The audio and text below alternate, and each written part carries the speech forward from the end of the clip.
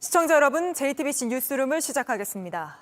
말 그대로 폭풍 전야입니다. 강력한 태풍 카눈이 내일 아침 한반도에 상륙합니다. 뜨거운 바닷물을 머금고 더 강력해진 데다 움직이는 속도도 느려서 큰 피해가 예상되는데 한반도 정중앙을 수직으로 쭉 관통할 거란 예상 경로도 안타깝지만 현재로선 달라지지 않았습니다. 현재 카눈의 위치 보여드립니다. 제주 서귀포시 동남쪽 200여 킬로미터 해상에 있는데 그 영향으로 제주와 강원 지역엔 이미 거센 비바람이 몰아치고 있습니다. 오늘 밤부터 금요일 오전까지가 특히 고비가 될 걸로 보이는데 태풍의 길목마다 나가 있는 저희 취재진이 이 기간 내내 시시각각 변하는 태풍 소식을 빠르고 정확하게 전해드리겠습니다. 그럼 이미 태풍의 영향권에 들어가 있는 곳들부터 가보겠습니다. 먼저 제주 연결합니다. 자, 이승환 기자. 이 기자가 오늘 아침부터 계속 그곳에 나가 있었잖아요. 태풍이 점점 다가오는 게 느껴집니까? 지금 좀 몸이 흔들리는 것 같은데 어떻습니까? 네, 비는 잠시 그쳤지만 바람이 점점 강해지고 있습니다. 몸이 쉽게 휘청거리고 차에 타고 있다면 문을 열고 나가기가 쉽지 않을 정도입니다. 오전까지만 해도 하늘이 흐리기만 했는데 오후 들어서 비바람이 몰아치기 시작했습니다. 제가 나와 있는 곳은 성산항입니다. 제주도 동쪽에 있는 항구인데 태풍 영향을 가장 많이 받을 걸로 예상되는 곳입니다. 카눈은 내일 새벽 3시쯤 제주에 가장 가까이 접근할 걸로 보입니다. 네, 벌써 피해가 접수되고 있다고요? 네, 유리가 깨지고 간판과 공사장 가림막이 떨어지기도 했습니다. 지금까지 14건 피해 신고가 접수됐습니다. 다행히 다친 사람은 없는데요. 태풍 접근 소식에 도민들은 바짝 긴장한 모습이었습니다. 어민들은 배를 항구에 단단히 묶어뒀습니다. 이틀 전서부터 준비를 하고 있습니다. 이번 태풍은 직접적인 영향을 받기 때문에 우리 마음이 불안하고 네, 바람이 정말 많이 부네요. 지금 하늘길, 뱃길도 모두 끊긴 상태죠? 네, 오후 6시 30분 이후로 모든 항공편이 결항했습니다. 제주와 인천, 목포 등 다른 지역으로 오가는 여객선 운항도 모두 중단됐는데요. 한라산 탐방로도 통제됐고요. 해안가엔 대피령이 내려졌습니다. 일부 학교들은 등하교 시간을 조정하거나 개학일을 미루기로 했습니다. 네, 알겠습니다. 이승환 기자도 안전히 취재하시길 바랍니다. 이승환 기자가 제주에서 전해드렸습니다. 현재 태풍 카눈은 기차를 탈선시킬 수 있는 위력을 지니고 있습니다. 태풍이 지나가는 동안 초속 40m 안팎의 거센 바람이 불 걸로 예상되는데 이렇게 숫자로 말하면 실감이 잘 안 가시죠? 여도현 기자가 직접 바람을 맞아봤습니다. 현수막이 뜯겨 나갑니다. 나무는 힘없이 쓰러졌습니다. 지난해 태풍 흰남노가 포항을 덮쳤을 때입니다. 이번 태풍 카눈도 강력합니다. 제가 키가 166cm에 몸무게가 50kg이 넘는데요. 이 실제 수준의 태풍을 맞닥뜨렸을 때 어떻게 되는지 직접 실험해 보겠습니다. 초속 10m의 바람입니다. 시작과 동시에 우산이 뒤집힙니다. 초속 10m의 바람에도 우산이 뒤집히고 또 비까지 내려서 앞을 보기가 힘들었습니다. 강도 약의 소형 태풍급인 초속 20m 바람이 불자 우산을 들고는 앞으로 나갈 수 없습니다. 강도 중, 중형 태풍급인 초속 25m부터 바람 소리부터 달라졌습니다. 현재 강도 강의 대형 태풍인 카눈과 같은 초속 30m가 넘는 바람은 어떨까? 네, 지금 부는 바람이 카눈과 실제로 비슷한 수준의 바람입니다. 지금 앞으로 걸어갈 수가 없습니다. 바람 소리는 굉음처럼 들립니다. 다른 소리는 들리지 않습니다. 앞도 보이지 않고 고개를 들을 수도 없습니다. 제대로 서 있기도 힘듭니다. 부착 상태가 안 좋은 이런 것들은 결박을 더 견고하게 진동에 의해서 창문이 깨지기 때문에 창문 틀에 우유곽이라든가 이렇게 종이를 끼워서 유격이 발생하지 않도록. 이렇게 강한 태풍이 올 땐 가급적 안전한 실내에 머물러야 합니다. JTBC 여도현입니다.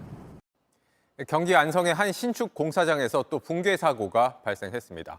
바닥이 무너지며 아래층에 있던 베트남 국적 노동자 2명이 숨졌습니다. 어제도 안전 점검을 받았던 곳인데 사고가 났다고 합니다. 윤정주 기자가 취재했습니다.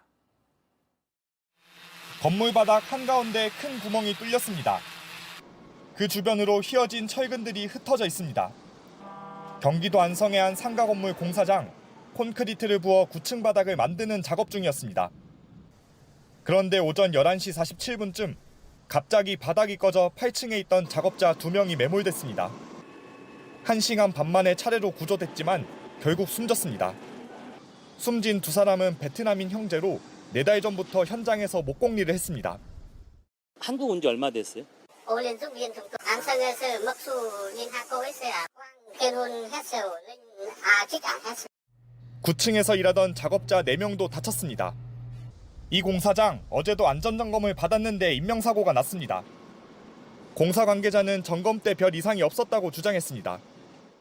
큰게 그렇게 되진 않으니까 지식되진 않을 것 같은데.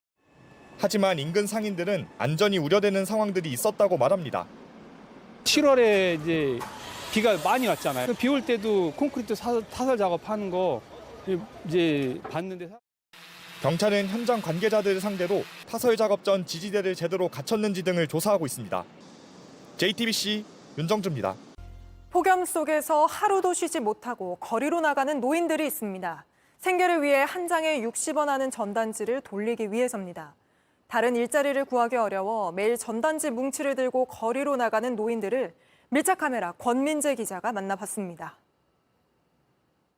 아침 8시 출근하는 직장인들을 가장 먼저 맞이하는 건 전단지를 나눠주는 노인들입니다. 오늘 낮에도 30도가 넘는 무더위가 예상되는데요. 이 뜨거운 날씨에도 거리 위를 떠날 수 없는 이들의 일상을 따라가 보겠습니다. 누가 받을지 몰라 전단지를 쥔 손을 연신 흔듭니다. 아침 7시부터 꼬박 2시간을 돌리고 두유 한 팩으로 아침을 때웁니다. 노인네들 자식들한테 손 벌리기가 좀 그렇잖아요. 그러니까 용돈이라도 벌어 쓰려고. 무심코 지나치는 사람이 많습니다. 감사합니다. 그래서 하나라도 받아주면 고맙습니다.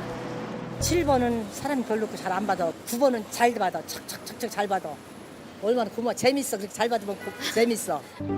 이 일을 30년 넘게 한 베테랑 할머니가 있다는 얘기도 들었습니다. 왕언니는 을지로 입고 있어요. 90이야. 그러니까 이름은 모르고 그냥 나이가 연세가 들었으니까 그냥 왕언니로 통해. 점심시간 시청역 뒷골목에도 전단지를 돌리는 손이 바빠집니다. 30년 베테랑 왕언니입니다. 내년에 90이지만 누구보다 열심입니다. 원래 가게를 운영했는데 전자제품 아이엠프가 터지는 바람에 올 같은 애는 처음이야. 이렇게 더운 거. 집에서 얼려온 주스와 차가운 얼음 스카프는 금세 녹아버렸습니다. 이게 엄청 시원하고 병이 시원해. 이게 하면 소녀딸이 또 주문했어. 퇴근길이 북적이는 저녁 시간, 한낮에 달아오른 빌딩 숲은 여전히 뜨겁습니다. 건물 1층에 들어가는 게 유일한 휴식입니다. 꼴랑 돈 벌라고. 내 청춘이 그걸로 다 늙었다고. 보통 2시간 동안 400장을 돌리는데 24,000원 정도를 받습니다.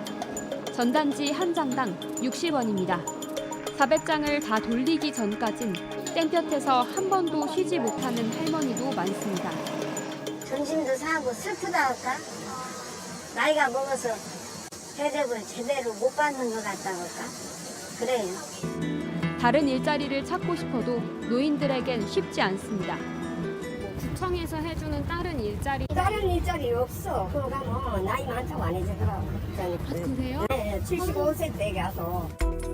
전단지 돌리는 일엔 정년이 없어서 노인들은 오히려 다행이라고 말합니다. 숨막히는 더위에도 노인들이 거리에 나온 이유는 한 가지, 살기 위해서였습니다. 밀착카메라 권민재입니다.